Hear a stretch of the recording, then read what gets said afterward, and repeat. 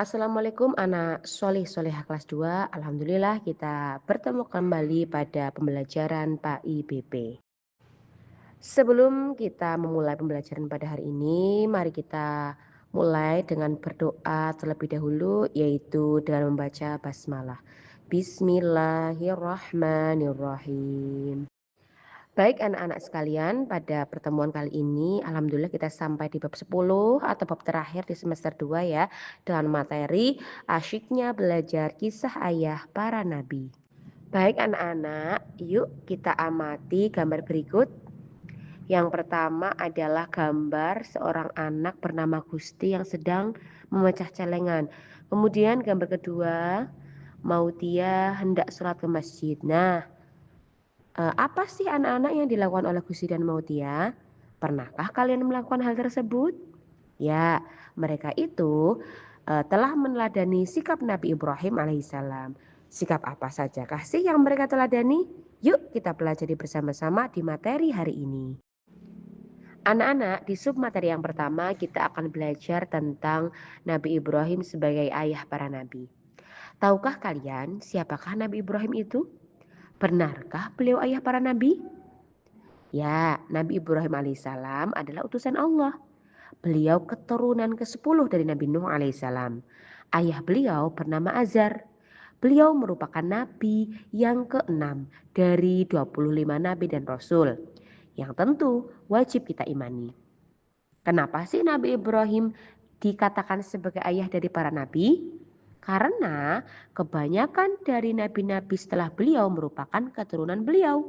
Mereka yaitu ada Nabi Ismail, Nabi Ishak, Nabi Yakub, Nabi Zulkifli, Nabi Yusuf, Nabi Yunus, Nabi Harun, Nabi Musa, hingga Nabi kita yang terakhir yaitu Nabi Muhammad Shallallahu Alaihi Wasallam. Anak-anak, selanjutnya adalah kisah masa kanak-kanak Nabi Ibrahim alaihissalam. Nabi Ibrahim alaihissalam lahir di Babilonia. Saat itu Raja Namrudlah yang berkuasa. Raja Namrud merupakan raja yang zalim dan juga kejam. Raja Namrud ini tidak suka dengan bayi laki-laki anak-anak. Sehingga setiap ada bayi laki-laki yang lahir, beliau selalu memerintahkan pasukannya untuk membunuh bayi tersebut. Sehingga ibunya si Nabi Ibrahim ini khawatir nanti Nabi Ibrahim akan seperti itu. Sehingga ketika Nabi Ibrahim saat masih bayi, beliau disembunyikan orang tuanya di dalam gua.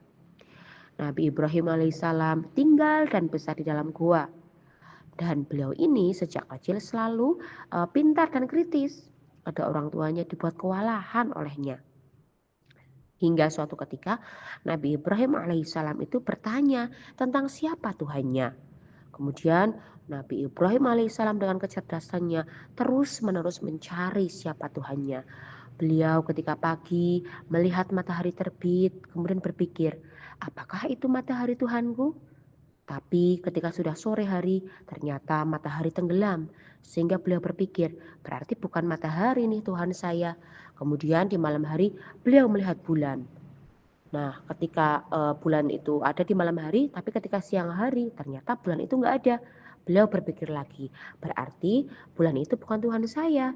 Kemudian beliau berpikir lagi, oh apakah bintang-bintang itu yang merupakan Tuhan saya? Tapi sama seperti bulan, bintang ketika siang hari juga nggak ada. Sehingga beliau berpikir, berarti bukan bintang nih Tuhan saya. Sehingga apa anak-anak? Beliau akhirnya mendapat ilham, mendapat petunjuk dari Allah. Beliau akhirnya berkesimpulan bahwa apa? Bahwa Tuhannya beliau adalah sang pencipta seluruh alam semesta yang menciptakan matahari, yang menciptakan bulan dan juga yang menciptakan bintang-bintang dan seluruh isi alam semesta. Nah anak-anak semuanya, setelah Nabi Ibrahim alaihissalam berhasil menemukan siapa Tuhannya yaitu Allah Subhanahu wa taala, beliau pun ketika dewasa kembali ke Babilonia. Nah, masyarakat Babilonia ini banyak yang menyembah berhala atau patung, termasuk ayahnya Nabi Ibrahim sendiri. Nah, ayah Nabi Ibrahim yang bernama Azar itu bekerja sebagai pembuat berhala anak-anak. Dan Nabi Ibrahim mengajak ayahnya dan juga masyarakat agar menyembah Allah Subhanahu wa taala. Tapi mereka itu suka menentang, bahkan menganggap Nabi Ibrahim gila anak-anak. Sampai suatu ketika Nabi Ibrahim alaihissalam menghancurkan semua berhala kecuali berhala yang paling besar, supaya orang-orang bisa berpikir bahwa berhala yang mereka sembah hanyalah benda mati. Tapi Raja Namrud malah marah, ya. Raja Namrud marah yang begitu besar sehingga memberi hukuman kepada Nabi Ibrahim dengan cara dibakar anak-anak. Tapi Allah Subhanahu wa taala menyelamatkan Nabi Ibrahim dari kobaran api. Api yang tadinya panas kemudian atas kuasa Allah apinya itu malah menjadi dingin ketika mengenai tubuh dari Nabi Ibrahim. Kemudian sebaliknya Allah Subhanahu wa taala mengirimkan jutaan nyamuk sebagai azab bagi Namrud dan pasukannya, sehingga Raja Namrud pun akhirnya meninggal karena digigit oleh nyamuk-nyamuk tersebut anak-anak. Baik anak-anak, selanjutnya adalah sikap teladan Nabi Ibrahim alaihissalam. Nah, apa sih yang bisa kita teladani dari Nabi Ibrahim? Mari kita pelajari bersama-sama ya anak-anak.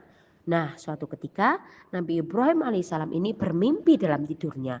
Mimpi itu terjadi sampai 3 kali. Di dalam mimpi tersebut Allah Subhanahu wa taala memerintahkan kepada Nabi Ibrahim untuk menyembelih putranya sendiri yaitu Ismail. Ismail itu juga seorang nabi anak-anak. Saat itu Nabi Ismail masih kecil. Mimpi tersebut ia sampaikan kepada Nabi Ismail. Nabi Ibrahim alaihissalam meminta pendapat kepada Ismail. Subhanallah anak-anak, Nabi Ismail menjawab dengan tegas, "Hai ayahku, lakukan apa yang Allah perintahkan kepada kamu." Jadi Nabi Ismail ini tidak menolak nggih, walaupun disuruh untuk disembelih. Akhirnya dengan rela berkorban, Nabi Ibrahim melaksanakan perintah Allah. Perintah ini hanya Allah berikan kepada Nabi Ibrahim alaihissalam untuk menguji ketaatan beliau. Karena taat dan patuhnya, maka Allah memberikan balasan yang setimpal. Nah, begitu hendak menyembelih putranya, Allah Subhanahu wa taala menggantinya dengan domba jantan dari surga anak-anak. Dan ini menjadi cikal bakal atau awal mula adanya ibadah kurban yang sering kita laksanakan setiap hari raya Idul Adha. Anak-anak, untuk selanjutnya adalah meneladani Nabi Ibrahim alaihissalam. Anak soleh dan solehah, kita semuanya harus bisa meneladani Nabi dan Rasul Allah Subhanahu wa taala, termasuk juga meneladani Nabi Ibrahim. Banyak perilaku dalam kehidupan sehari-hari yang menunjukkan sikap rela berkorban anak-anak, seperti yang telah dicontohkan oleh Nabi Ibrahim alaihissalam. Yang pertama, contohnya ya seperti ada di gambar, membantu orang buta menyeberang jalan. Atau mungkin anak-anak melihat seorang nenek atau kakek yang kesulitan menyeberang, anak-anak bisa membantu ya, agar mereka bisa menyeberang dengan aman. Kemudian yang kedua, memberikan uang yang kita punya atau mungkin sedekah kepada korban yang terkena bencana. Kemudian yang ketiga, memungut sampah di tempat umum ataupun di area-area lain. Atau juga ketika anak-anak habis jajan, jangan lupa bungkusnya juga harus kita buang di tong sampah. Nggak boleh membuang sampah sembarangan. Yang keempat, memberikan tempat duduk kepada orang lain yang lebih membutuhkan. Misalnya nih, kita kok naik bis, ada seorang ibu hamil belum dapat kursi, nah bisa kita berikan kursi kita kepada ibu hamil tersebut.